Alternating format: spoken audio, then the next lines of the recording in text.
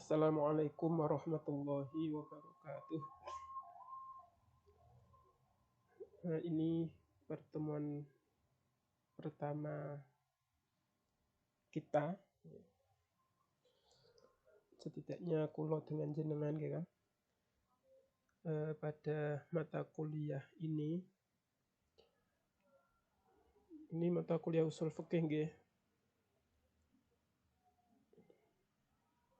Mata kuliah usul fikih dengan kitab Al-Luma karyanya Imam Asy-Syairazi.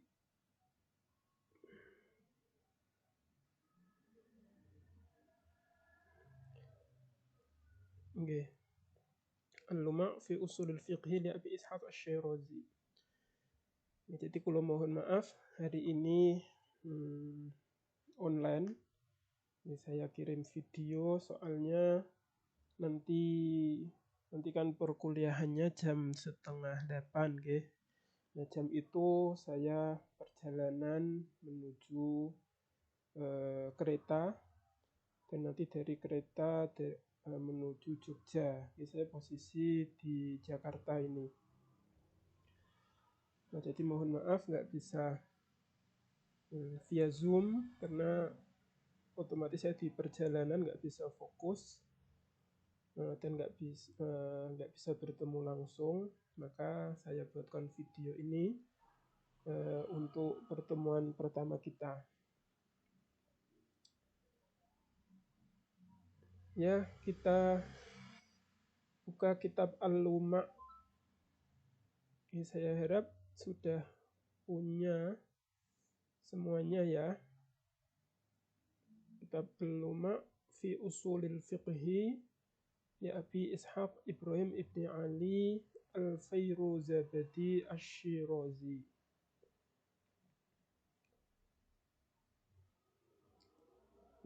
Sebelum kita mulai, kita kirim Fatihah dulu kepada para masyayikh kita, wabil khusus kepada mu'allifi hadzal kitab ya. Nah, semoga kita keluberan berkah dari beliau-beliau semua. Ila hadratin Nabil Mustafa Sayyidina wa Maulana Muhammadin wa ila jami'i ikhwanihi minal anbiya wal mursalin wal ulama'il 'amilin wa syuhada'i was shalihin wal malaikatil muqarrabin khususan ila hadrati masyayikhina wa masyayikhina wa khususan ila hadrati Mbah Zainal Abidin, Mbah Munawwir, Mbah Ali Maksum, Mbah Maimun Zubair, wa khususan ila hadrati muallifi hadzal kitab Asy-Syaikh Al-Imam Abi Ishaq Ibrahim ibni Ali Al-Fairuzabadi Asy-Syirazi. Lahumul Fatihah. A'udzu billahi minasyaitonir rajim. Bismillahirrahmanirrahim. Alhamdulillahi rabbil alamin arrahmanir rahim maliki yaumiddin. Iyyaka na'budu wa iyyaka nasta'in. Ihdinas siratal mustaqim. Siratal ladzina an'amta 'alaihim ghairil maghdubi 'alaihim waladdallin. Amin. Bismillahirrahmanirrahim. Kitab kula tuku sami mboten dengan kitabnya jenengan semua. Kitab saya ini halaman 77 untuk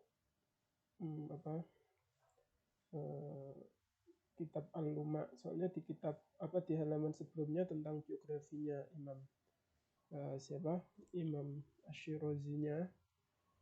Nah, jadi kitabnya ini yang redaksi yang saya gunakan ini mulai halaman 77. Saya pakainya PDF, belum punya kitabnya. Bismillahirrahmanirrahim. Qala al-musannifu rahimahullahu ta'ala wa nafa'ana bihi wa bi 'ulumihi fid dharaini wa waffaqna amin.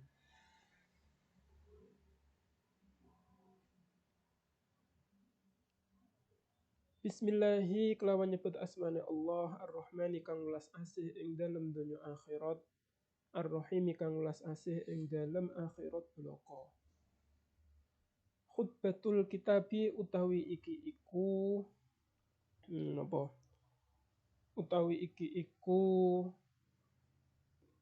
nggih khutbah kitab. Napa istilahnya nggih?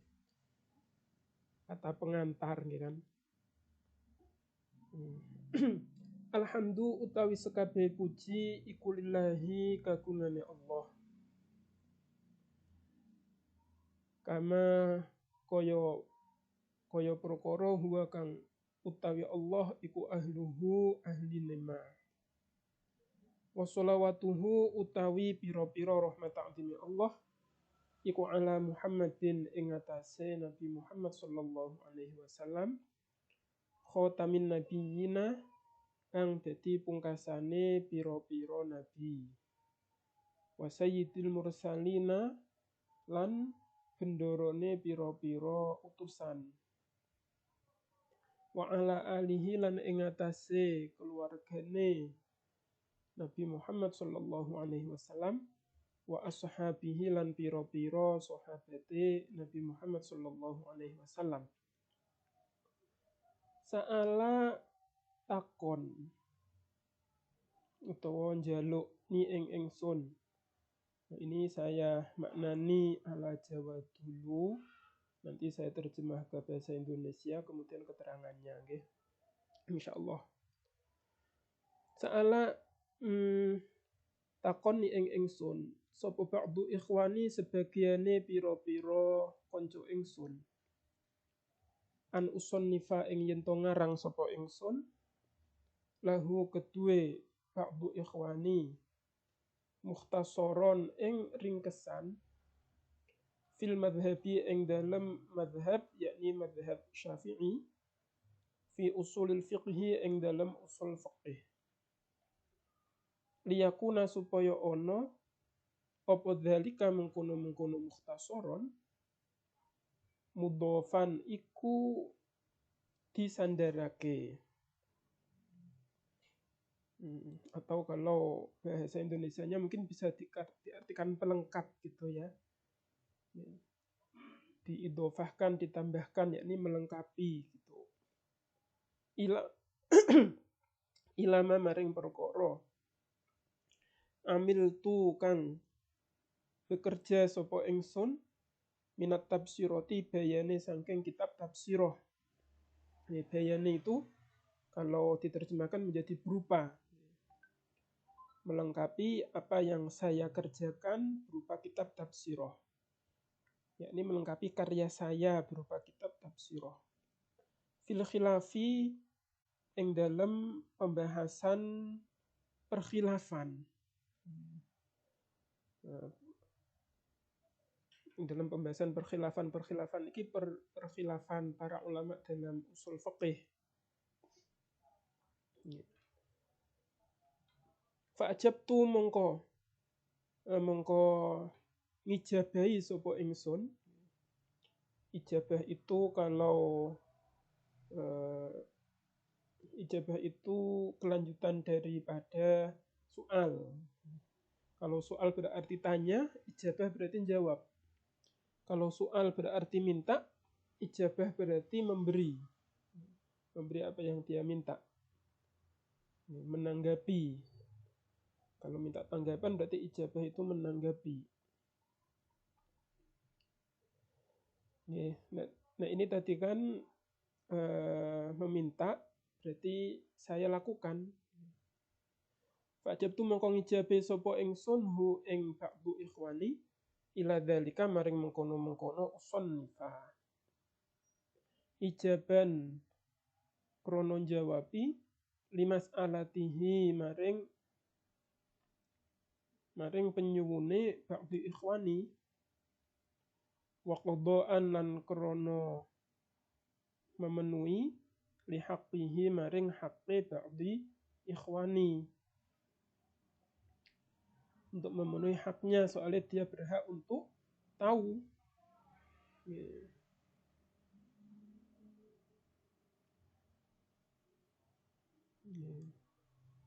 Berhak untuk tahu. Jadi niki menunjukkan betapa ikhlasnya Imam Syairozi ngarang kitab kenapa niki Al-Luma ini tidak ada alasan lain tapi alasannya dua. Di sini karena diminta dan jadi pertama karena diminta, kedua karena memenuhi kebutuhan orang. Imam Syairozi kan punya ilmu lah, orang lain membutuhkan ilmu, maka Imam Syairozi ini memberikan haknya orang yang tidak berilmu, gitu. Atau di dalam hadis disebutkan ubghunid du'afa, fa innama tunsuruna pripun nika nggih redaksine nggih teng Muqtatafat wonten ubghunid du'afa fa innama turzaquna wa tunsuruna bi du'afaikum, nek mboten kelintu nggih. Carilah saya pada orang-orang yang lemah, karena kalian itu ditolong disebabkan adanya orang lemah. Kalian diberi rezeki karena adanya orang lemah. Rezeki itu kan tidak hanya uang, ilmu juga rezeki. Jadi Imam Syairozi merasa Imam Syairozi punya ilmu, mendapat rezeki itu karena ada orang-orang butuh yang membutuhkan ilmunya. Orang-orang lain yang membutuhkan ilmunya. Maka di sini beliau istilah kalau dalam uang zakat, menzakatkan ilmunya. Qada'an haqqih wa asyartulan nunjukake sapa ingsun fihi ing dalem pundi wa asyartu fihi ila dzikril khilaf wa asyartu nunjukake sapa ingsun fihi ing dalem mukhtasaron ila dzikril khilafi maring nyebutake perbedaan para ulama. Wa ma lan perkara la budda kang ora kena ora minhu saking ma minat dalili saking dalil. La budda itu asli maknanya adalah tidak bisa menghindar. Maka gandengannya pasti min. Kalau tidak ada minnya berarti mentakdirkan min. La budda minhu tidak bisa menghindar darinya. Kalau terjemahan familiarnya yaitu yang harus. Wa ma la budda minhu minad dalil, dalil yang harus, dalil yang tidak bisa tidak untuk dijelaskan. Farubbama waqa'a mengko terkadang terjadi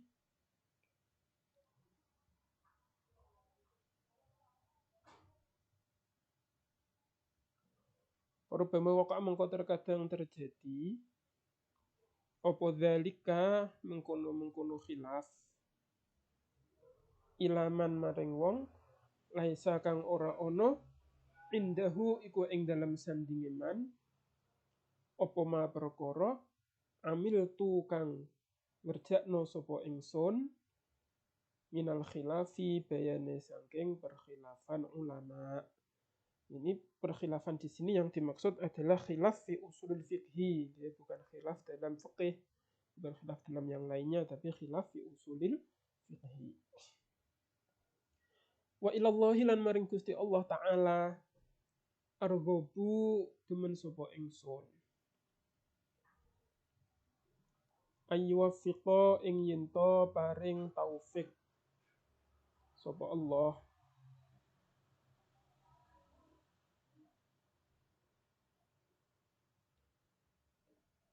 Ayyuwaffiqa ing yento paring taufik sapa Allah ni ing ingsun liswabi maring perkara kang bener. Jadi taufik itu apa? Taufik itu menjalankan sesuai dengan keharusan. Kita kan harus berbicara benar. Nah, kalau ternyata kita berbicaranya sesuai dengan kenyataan, maka itu kita mendapat taufik. Kita seharusnya sholat 5 waktu sehari, sholat duhur, sholat asar. Nah, kita melaksanakannya, berarti itu kita mendapat taufik. Kita seharusnya mempelajari ilmu agama. Dan ternyata kita juga mempelajari ilmu agama itu namanya mendapatkan taufik. Kalau nggak mendapatkan taufik berarti seharusnya A tapi kita B. Seharusnya orang oleh gasap tapi nopo gasap. Nah niku berarti untuk taufik. Untuk taufik seharusnya nopo melakukan nopo, seharusnya A melakukan A, itu namanya mendapatkan taufik.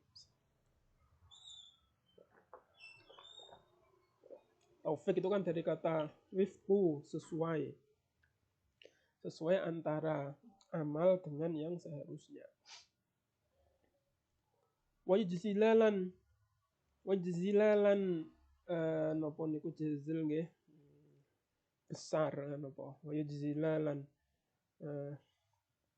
masuk membesarkan, ngagungake ya nggih. Wajzilalan ngagungake sapa Allah li ing ingsun fil ajri ing dalam ganjaran wasawabilan yo ganjaran.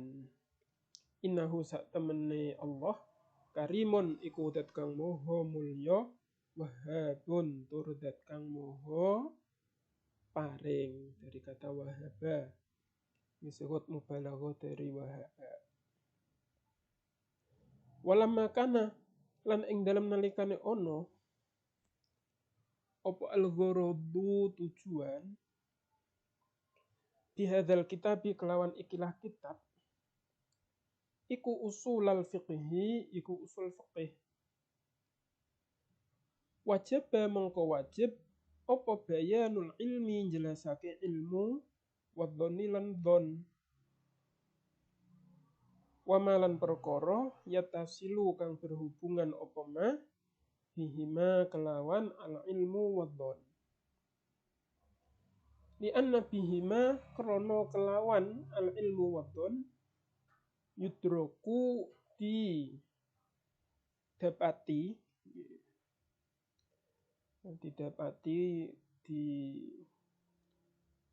ditemukan atau tempat itu ya difahami ngoten nggih. Apa jami'u ma sekabehane perkara ya ta'allaqu kang berhubungan apa ma bil fiqhi kelawan fiqih. Tsumma nadhkur atau fitong pundi tsumma nadhkuru nggih. Tsumma nadhkuru nuli nyebut sapa kita an-nadhara ing angen-angen wa dalila lan petunjuk. Ini menyebut tentang nazar dan dalil. Wa malan perkara yatasilu kang berhubungan apa ma bihima kelawan an-nazar wa dalil. Li anna bidzalika krana sak temene iku kelawan an-nazar wa dalil wa ma yatasilu bihima yahsulu hasil apa al-ilmu ilmu wa dhonu lan dhon. Ilmu temne saged dimaknani yakin ya yahsul hasil apa ilmu yakin wa dhonu lan dhon. Tsumma nubayyinu nuli jelasake sapa kita al-fiqha ing fiqih wa usul al-fiqhi lan usul fiqih. Insya Allah mun kersa sapa Allahu Gusti Allah taala halim luhur sapa Allah.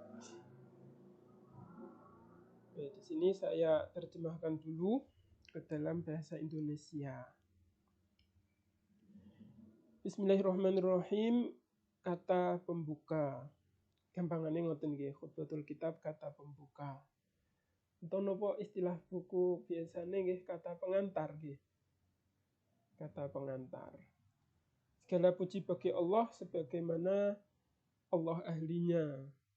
Yakni sebagaimana Allah memang ahli untuk dipuji. Sebagaimana Allah itu memang layak, dia ahli itu layak kan. Memang selayaknya untuk dipuji.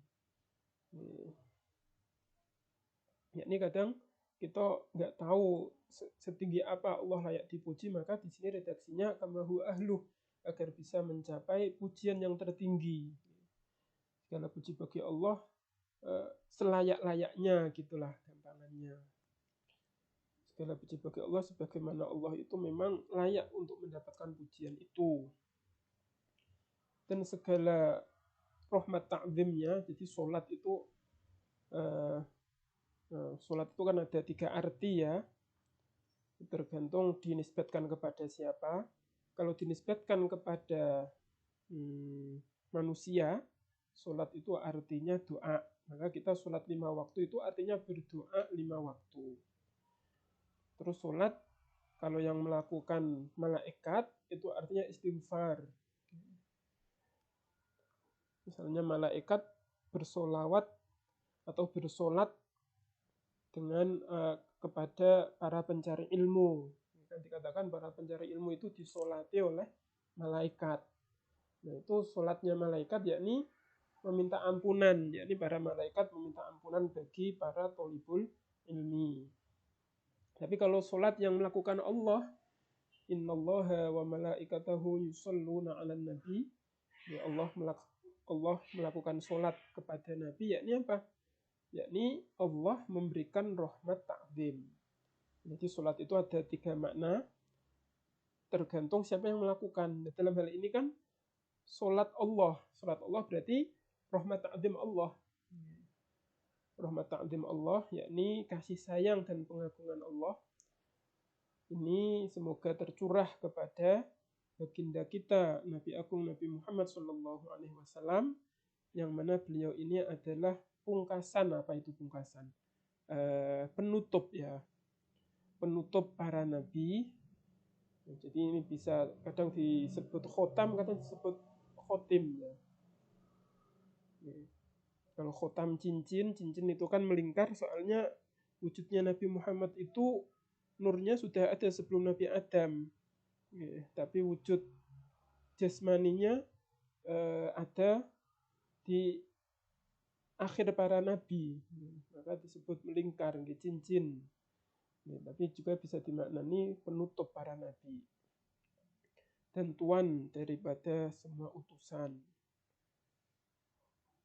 Dan semoga rahmat ta'zim tercurah juga, tercurah itu ya terlimpah juga, mengalir juga kepada keluarga beliau dan sahabat beliau. Ini kenapa kok keluarga didahulukan daripada sahabat?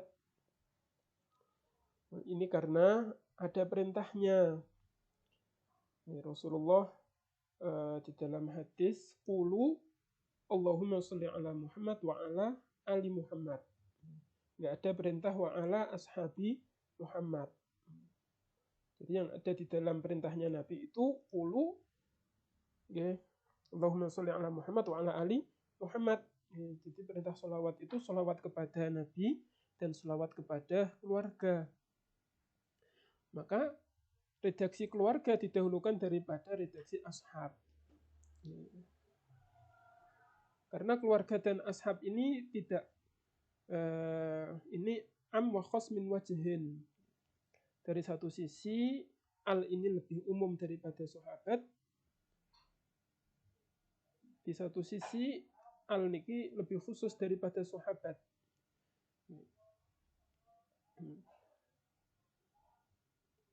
Begitu juga sahabat di satu sisi lebih luas daripada al, di satu sisi dia lebih khusus daripada al.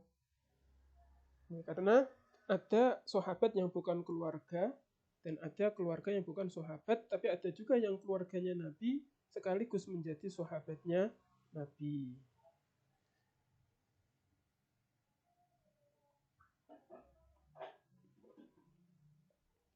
Nah, jadi itu alasan kenapa kok al didahulukan daripada sahabat. Meskipun kalau kita melihat dari siapa manusia yang paling mulia setelah Nabi Muhammad, itu kan Abu Bakar. Abu Bakar itu kan termasuk sahabat, tapi termasuk keluarga atau tidak tergantung definisi daripada keluarga. Kalau definisi keluarga itu Bani Hashim dan Bani Muthalib, berarti Abu Bakar bukan termasuk keluarganya Kanjeng Nabi. Nah, kalau melihat dari sini kan seharusnya ashab yang lebih didahulukan. Akan tetapi tidak ashab yang didahulukan, akan tetapi al yang didahulukan karena tadi ada perintah. Dan terkait dengan arti daripada keluarga itu siapa, itu sebenarnya ada dua pemaknaan. Yang pertama, al itu Bani Hashim dan Bani Muthalib. Jadi yang dari kedua Bani itu disebut keluarganya Nabi karena kedua Bani itu yang keluarganya Nabi yang mendukung. Sebenarnya Bani Quraisy kan ada banyak, tapi yang mendukung Nabi ketika masa-masa awal itu 2 bani itu. Yang lainnya justru memusuhi. Maka yang disebut dengan Al adalah Bani Hashim dan Bani Muthalib. Itu makna pertama. Kalau makna kedua, Al itu ya semua umat Islam, termasuk kita ini pengikutnya Kanjeng Nabi niki termasuk ke dalam Al keluarga. Dan kalau nggak salah itu pendapat yang kuat kalau dalam masalah doa. Kalau dalam masalah sejarah mungkin Al itu menggunakan makna yang pertama, Bani Hashim dan Bani Muthalib. Tapi kalau dalam babakan doa, sholawat ini kan doa, jadi kita tercakup ke dalamnya. Ya ala alih yakni mencakup kita semua. Amin. Semoga tercurah kepada keluarga beliau dan kepada para sahabat beliau. Jadi para sahabat ini meskipun nggak ada perintahnya, Nabi nggak memerintahkan qulu Allahumma sholli ala ashabi, tapi ini penghormatan kita kepada para sahabat sebagai orang yang menyebarluaskan ajaran Kanjeng Nabi. Ya, kita perlu berterima kasih, kita perlu memberikan penghormatan kita kepada para sahabat sehingga ketika bersolawat para sahabat pun ikut masuk ke dalam solawat kita. Sa'alani ba'du ikhwani, ini beliau bercerita tentang awal mula penulisan kitab ini. Jadi Imam Ash-Shirazi ini diminta oleh beberapa saudara beliau. Beberapa ini bisa 1, bisa 2, bisa 3, bisa banyak. Ya Allah a'lam ini berapa orang nggak tahu. Ya, meskipun nanti redaksinya lahu, ini belum memastikan bahwa ba'du ini 1 orang. Karena meskipun ba'du ini berisi 2 orang, tapi bisa menggunakan dhamir mufrad karena lafadznya secara lafadz memang dia mufrad. Ba'du itu mufrad, tapi secara makna dia bisa 1, bisa 2, bisa 3, bisa 10, bisa 100. Kalau temannya 1000, ya yang penting nggak sampai 1000 yang bertanya semua. Misalnya 999 orang meminta, yang 1 nggak meminta, itu disebut dengan ba'du ikhwani sa'alani. Ya, ini entah berapa orang, wallahu a'lam, kita nggak tahu. Tapi yang jelas ada beberapa teman beliau yang meminta untuk mengarang kitab yang ringkas.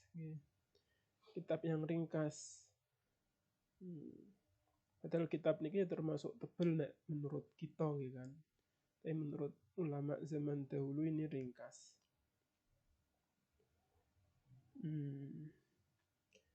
Imam Shirazi sendiri abad tahun 393 Hijriah, berarti beliau lahir pada abad keempat. Abad keempat itu pada abad kelima.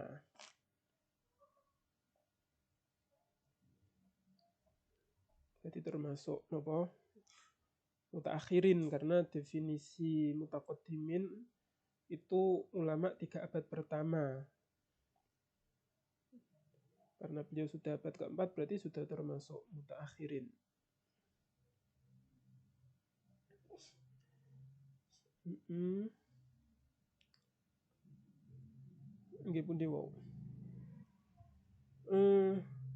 Jadi beliau diminta untuk mengarang kitab yang ringkas dalam madhab Syafi'i terkait usul fiqih. Ini kitab yang membahas usul fiqihnya madhab Syafi'i gitu gampangannya ya.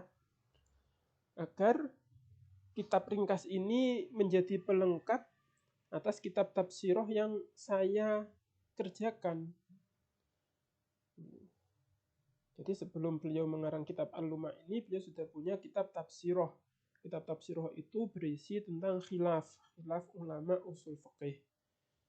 Ulama ini berpendapat ini, ulama ini berpendapat ini. Nah, kitab Luma ini beliau karang untuk memfokuskan kepada madhab Syafi'i saja. Itu usul fikih yang dipegangi di dalam madhab Syafi'i saja.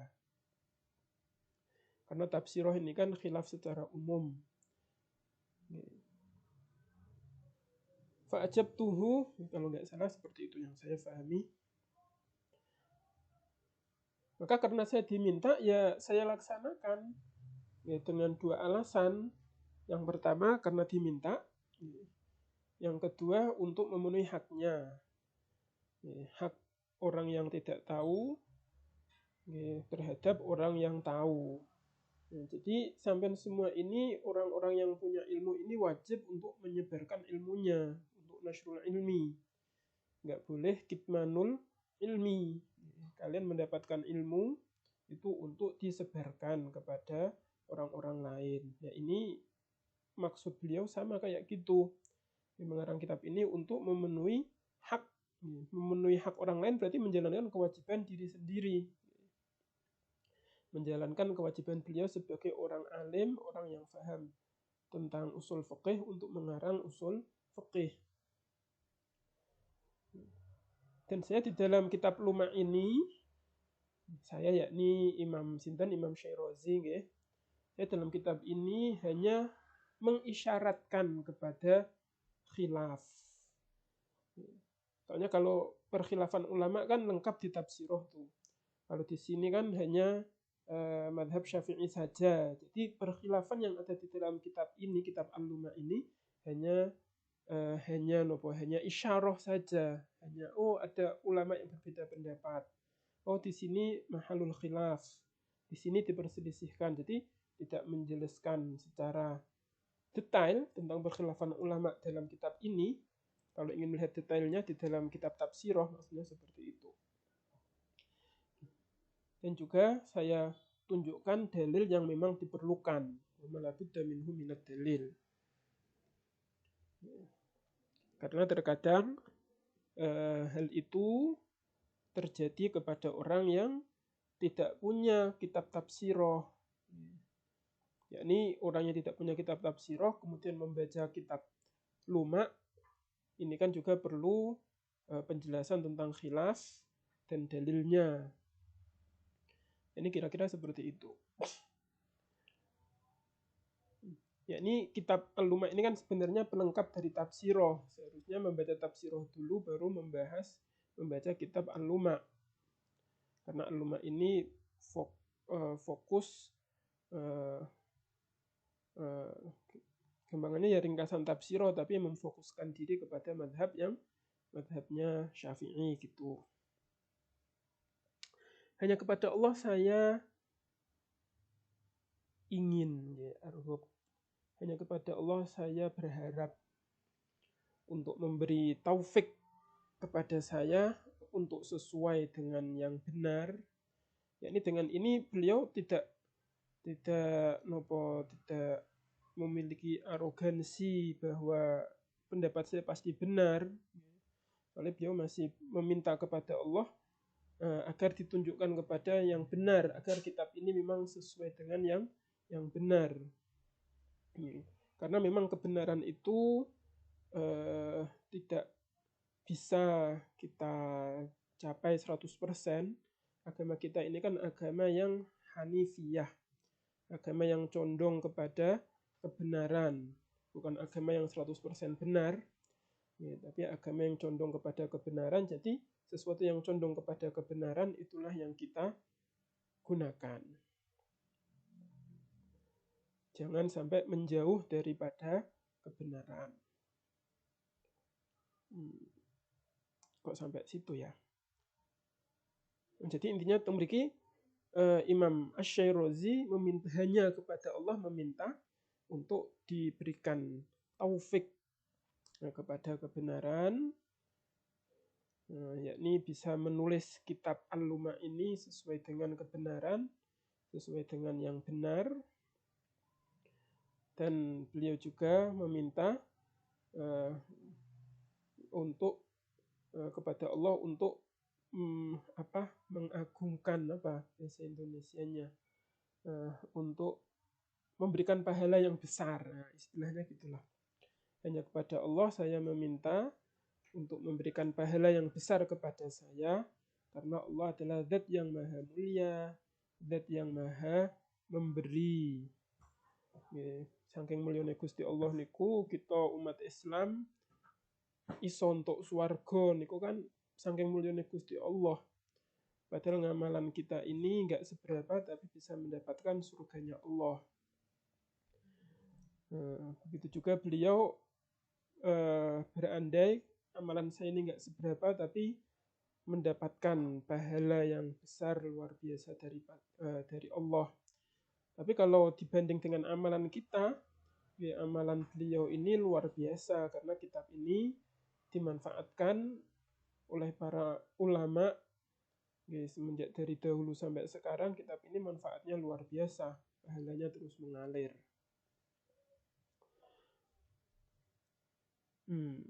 Lanjut. Dan ketika tujuan kitab ini adalah usul fikih, maka perlu diketahui maka perlu penjelasan tentang ilmu dan dhon. Kitab ini kan kitab tentang usul fikih, maka perlu kiranya beliau menjelaskan apa itu ilmu, apa itu dhon. Ilmu kadang kita ini nopo nggih, jumbuh itu merancu dalam menyebut ilmu. Ilmu itu apa toh?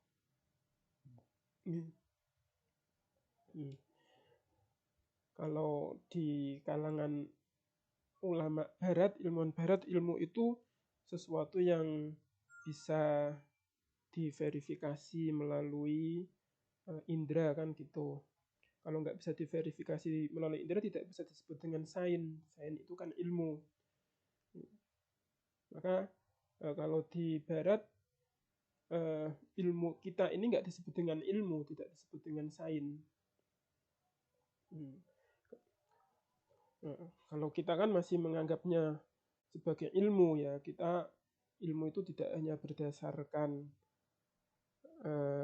indrawi saja, tapi ilmu itu berdasarkan akal, pikiran juga kita sebut sebagai ilmu. Nanti ada definisi apa itu ilmu. Nah, di sini ilmu di sini ini kalau bisa kita katakan untuk bisa memahami, ilmu di sini identik dengan yakin. Soalnya lawannya adalah dhon. Jadi ilmu itu adalah yakin dan dhon. Cuman nanti ya ada nopo nggih, ada perkhilafan juga, ilmu itu i'tiqad atau enggak. Cuman temriki saged kula katakan, karena ilmu itu dilawankan dengan dhon, bisa kita sebutkan, bisa kita artikan ilmu ini yakin. Atau ya kita terjemahkan biasalah ilmu dan dhon gitu aja ya. Karena tujuan kitab ini adalah usul fikih, maka perlu penjelasan tentang apa itu ilmu, apa itu dhon, dan hal-hal yang berkaitan dengan keduanya. Karena dengan ilmu dan dhon ini dapat difahami semua yang berkaitan dengan fikih. Kita usul fikih ini kan kaitannya untuk mencari fikih. Nah, dengan ilmu dan dhon ini, dengan mengetahui apa itu ilmu, apa itu dhon, kita bisa memahami apa saja yang berkaitan dengan fikih. Kemudian setelah kita menjelaskan tentang apa itu ilmu dan dhon, kita menjelaskan juga apa itu nadhar, apa itu dalil, apa yang berkaitan dengan keduanya. Karena dengan nadhar dan dalil kita bisa mendapati ilmu dan bisa mendapati dhon. Kemudian setelah itu akan kita jelaskan tentang apa itu fikih dan apa itu usul fikih, insyaallah ta'ala. Masih ada waktu nggih, kita lanjut. Bismillahirrahmanirrahim. Babu bayanil ilmi wa dhanni wa ma yattasilu bihima. Babu bayanil ilmi utawi iki iku bab jelasake tentang ilmu wadhonni lan dhon, wama lan perkara yattasilu kang berhubungan apa ma bihima kelawan al ilmu wadhon. Wa nuqaddimu lan dinginake sapa kita ala dzalika ing atase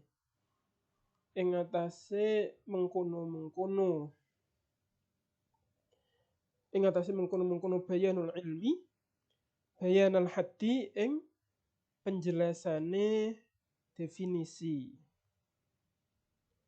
Li anna bihi krana sak temene iku kelawan had. Had niku napa nggih? Nek definisi lak takrif. Nek had niku lak bagian daripada takrif. Apa nggih bahasa Indonesiane nggih? Bahasa Jawa ne juga batasan nggih. Al-had batasan. Bayanal haddi ing penjelasane batasan.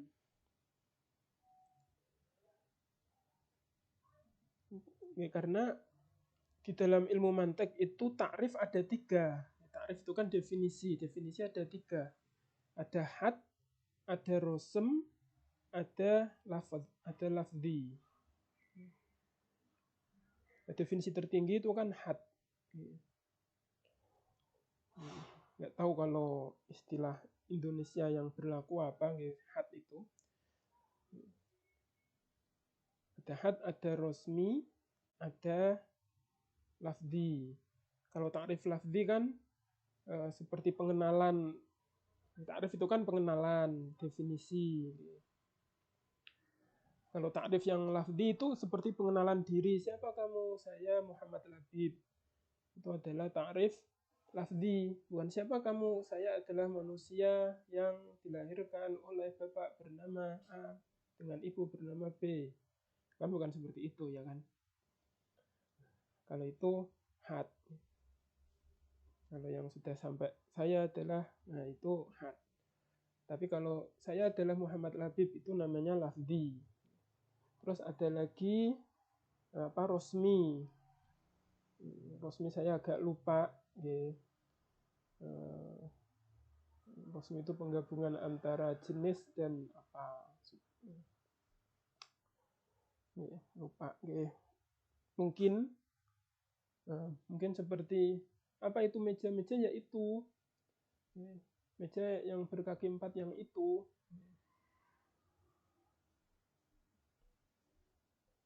Atau di sini ada yang berkaki 4, ada yang berkaki 2. Meja mana meja yang berkaki 4 itu rosmi. Kalau had itu yang benar-benar takrif, yang jami' manik. Yang memang mengumpulkan semua anggotanya dan mengeluarkan yang bukan anggota. Nah, kok sampai mriku nggih. Oh, mriki had saya nggak tahu istilah Indonesianya, atau kita maknanya aja had ngoten mawon nggih.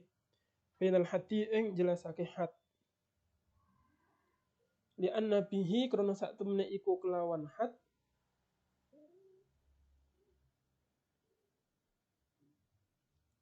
yu'rafu dikawruhi apa haqiqatu kullima, haqiqate sekabehane perkara nuridu kang ngarepake sapa kita zikrohu ing nyebut ing ma. Jadi belajar usul fikih niki yo kita harus paham mantik. Karena istilah-istilah yang ada di dalam mantik ini banyak digunakan di dalam usul fikih.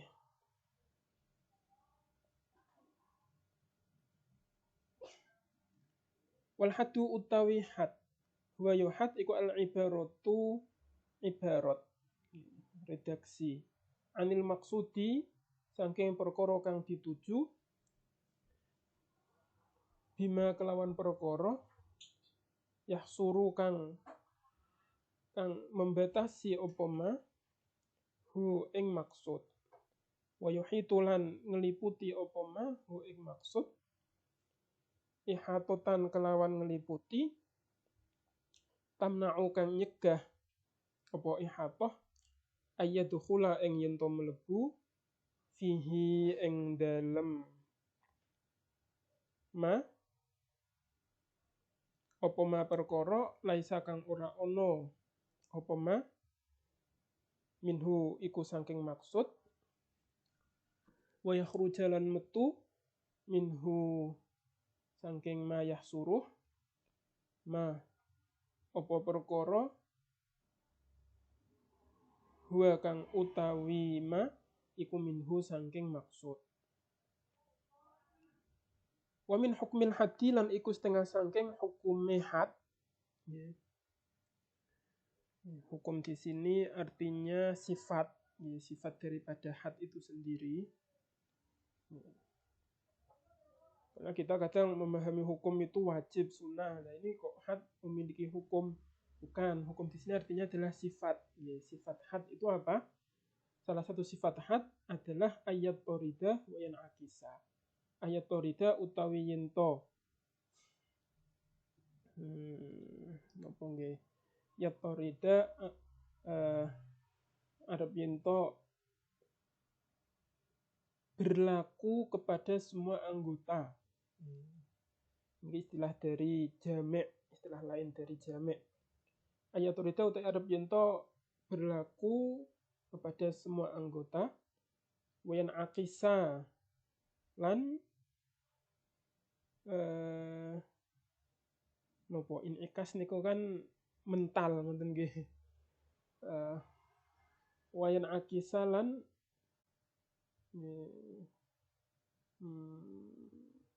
mental ke masuk mental ke. Wayan akisa lan menolak semua yang tidak anggota. Nah, ngoten nggih. Niki lawan dari manek. Ya torida niku harus jamek, yang akisa harus manek. Fayujada mengko ditemu opo al mahdudu perkara kang dihad ditakrifi diwujudihi kelawan wujude had wa yu'dama lan ditiadakan opo mahdud biadamihi kelawan ora anane had. Nah, kula terjemah kiriyen nggih.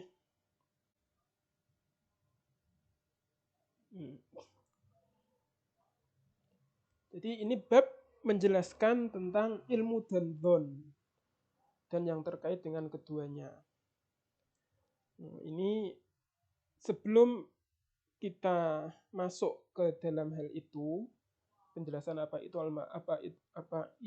ilmu, apa itu dhon, maka kita jelaskan dulu apa itu had. Karena kita akan mendefinisikan ilmu, maka kita harus tahu apa itu definisi. Cuman seperti yang saya sebutkan tadi, had ini bukan definisi sembarangan, tapi ini definisi yang tingkat tinggi. Bagaimana tadi saya sebutkan, ta'rif itu ada 3 macam. Ada ta'rif had yang paling tinggi, dan ada ta'rif rosmi, dan ada ta'rif lafzi.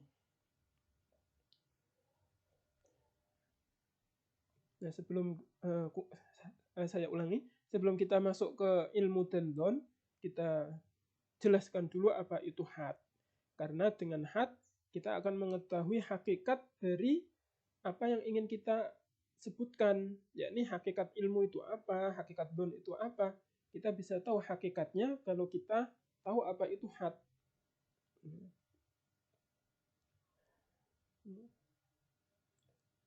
Wal haddu huwa al-ibaratu anil maqsud. Apa itu had? Had adalah redaksi tentang hal yang kita tuju. Redaksi tentang maksud. Maksud di sini jangan disamakan dengan maksud dalam keseharian kita. Maksudmu apa? Maksud saya apa? Bukan maksud itu. Maksud di sini artinya adalah sesuatu yang kita bahas.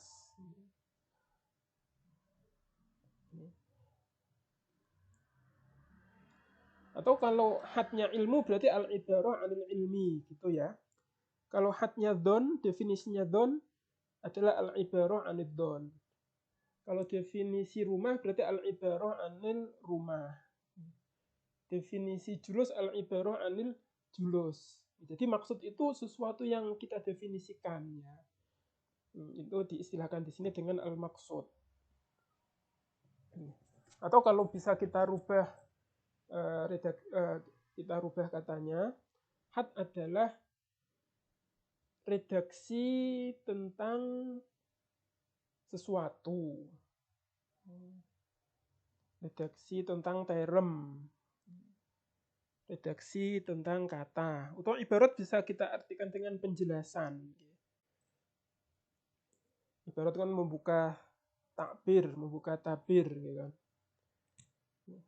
Jadi bisa kita terjemahkan seperti ini. Had adalah penjelasan tentang sesuatu. Nah, ini kita cekelirian, penjelasan tentang sesuatu.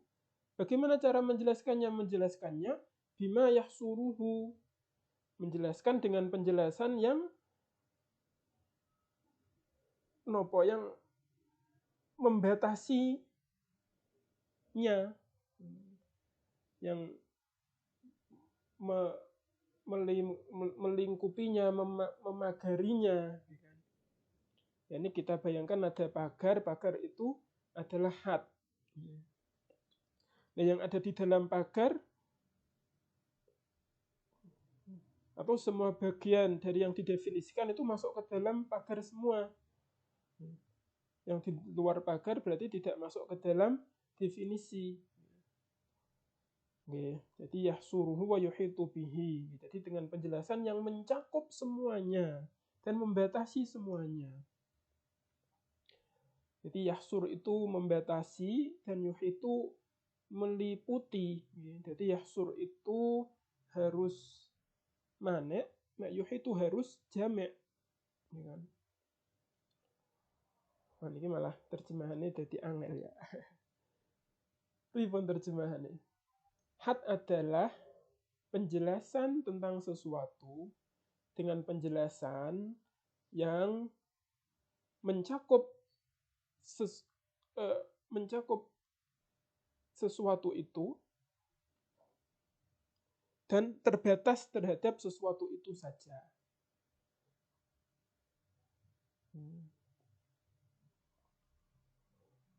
Dengan cara mencegah jangan sampai yang tidak masuk ikut masuk, yang seharusnya di dalam malah keluar. Ribon gitu maksudnya. Angel iki mantek pancen koyo ngenten iki nggih ribet. Nah, bahasa Arab wis angel nerjemahke ya angel juga. Piye? Nggih, saged dipahami mboten kira-kira nun. Ini sebanyak ini intinya adalah had itu harus jamek, harus manek. Mboten lah intine nggih. Jadi mayah suruh itu redaksi lain daripada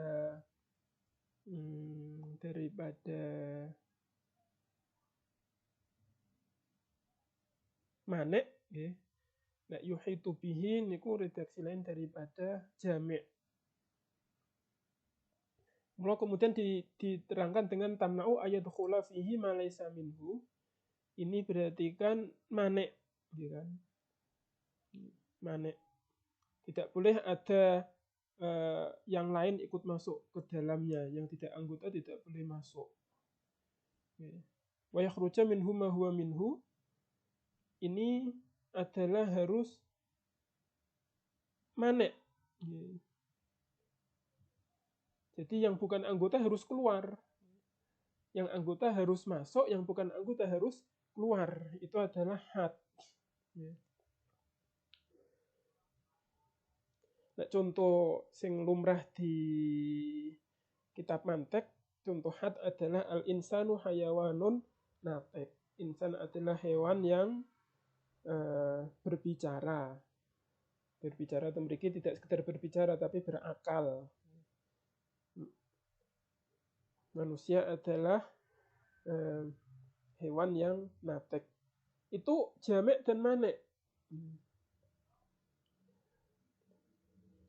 Jamek karena mencakup semua anggota manusia itu mesti hayawanun natik. Dan manik karena tidak ada hewan lain yang hayawanun natik. Paham atau nggak paham? Itulah yang bisa saya terangkan. Wa min hukmil hati ayat torito yang akis. Nah, dari definisi itu maka dapat diketahui sifat daripada had itu harus bisa jami', harus bisa manik. Ini sebenarnya redaksinya beda-beda tapi intinya sama. Sebenarnya redaksi berbeda dengan inti yang sama itu untuk memberi penjelasan. Untuk memberi penjelasan kepada kita-kita, tapi kalau yang kesulitan mencari redaksi berbeda dengan makna yang sama di dalam bahasa Indonesia. Ya, jadi ini wow ada 3 redaksi. Mayah suruhu itu sama dengan tamna'u ayadkhula fihi ma laysa minhu. Yuhitu bihi itu sama dengan tamna'u ayyakhraja minhu ma huwa minhu. Mayah suruhu itu sama dengan yan akis. Yuhitu bihi itu sama dengan yatorid.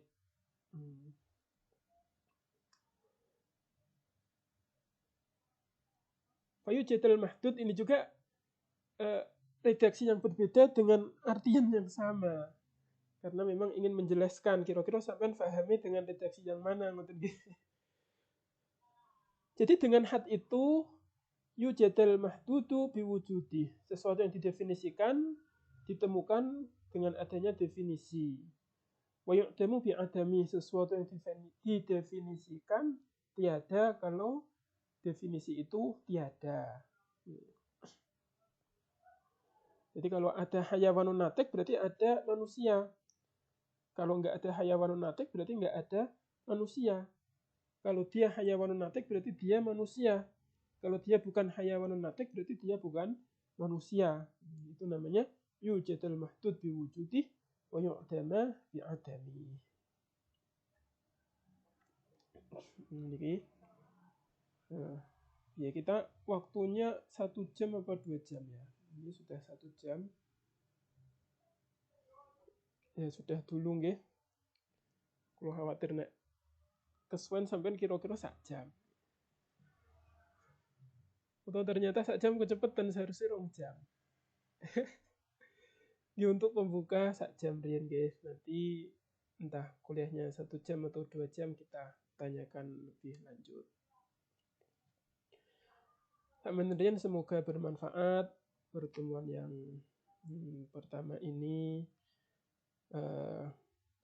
Kalau nggak bisa memberikan yang paling baik, tapi ini yang bisa terbaik yang bisa saya berikan. Semoga bermanfaat. Ala hadiniyah wa ala kulli niyatin shalihah. Al-Fatihah. A'udzu billahi minasyaitonir rajim. Bismillahirrahmanirrahim.